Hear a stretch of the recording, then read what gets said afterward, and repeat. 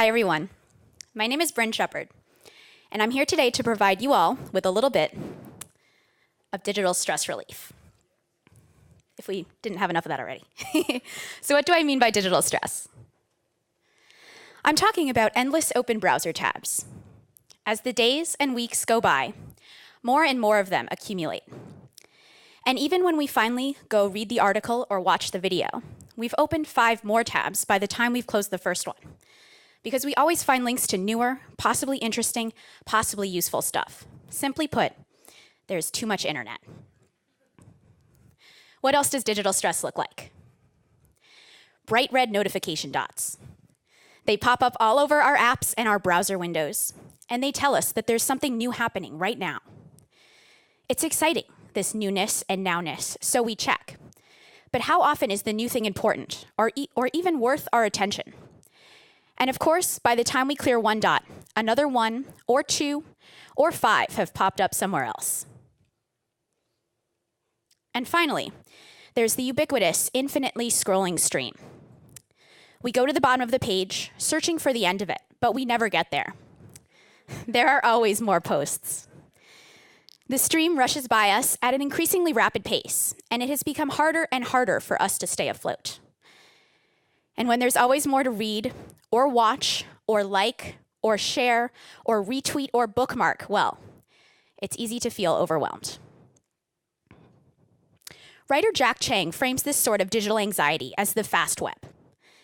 It's the out-of-control web, he writes. The oh my god, there's so much stuff and I can't possibly keep up web. The web designed to appeal to the basest of our intellectual palates, the salt, sugar, and fat of online content web. I'm here today to propose an alternative to the fast web. I want to question our existing, often unhealthy relationship with social media and digital content, and ask, how might we make all of this stuff a little more meaningful and a little less stressful? To this end, I've made something called Slow Down, an anti-social media digest for the digitally stressed. Slow Down allows you to select up to 10 friends from Twitter and Instagram whose posts you don't want to miss. The constraint of 10 people is deliberate and important. So much of our digital stress is a problem of quantity, of not being able to hear the signal through the noise. If choosing 10 people stresses you out, however, Slow Down can pick for you. You can also choose to receive your digest, either weekly or daily, at a specified or random time.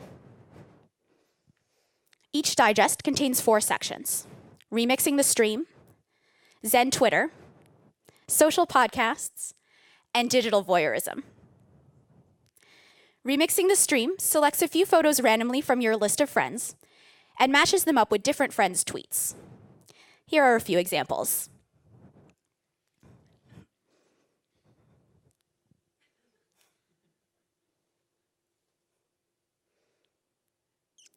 As is commonly the case on the internet, the best ones tend to involve pictures of cute animals.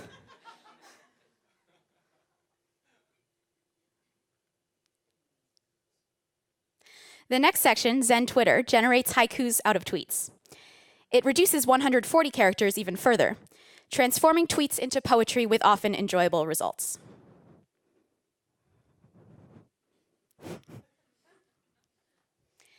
The haikus can consist of 1 or multiple tweets, and each segment is attributed with a footnote that links out to its original source.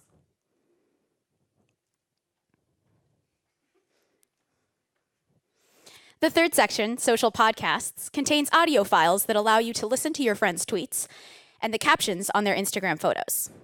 Starting tweets from username Edgar Chow. That's Gary Chow. Game of naps. Stop. Strange weather. Stop. Starting tweets from username Ed Cunningham. They just make lines in San Francisco and people stand in them. Stop. The stop you're hearing is a nod to the Telegraph. It allows you to identify the end of each tweet and the start of the next one. The last section is called Digital Voyeurism, which shows you a set of randomly selected public Instagram photos, all of which were posted near your computer's IP address. I like to think of this as the digital equivalent of looking into lit windows across the city street at night.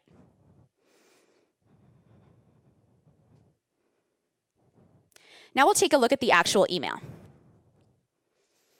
First, you see the 4 sections at the top.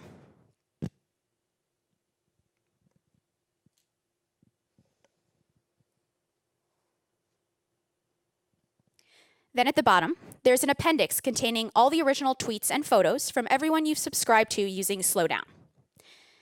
All pieces of content in the digest also have their own URLs, allowing you to share them as links or post them back into your social media stream. You can also click through to view an Instagram photo or tweet in its original context on the web.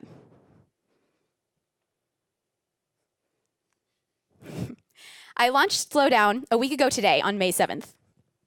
Since then, about 300 people have signed up for the service, and many have been posting about it on Twitter.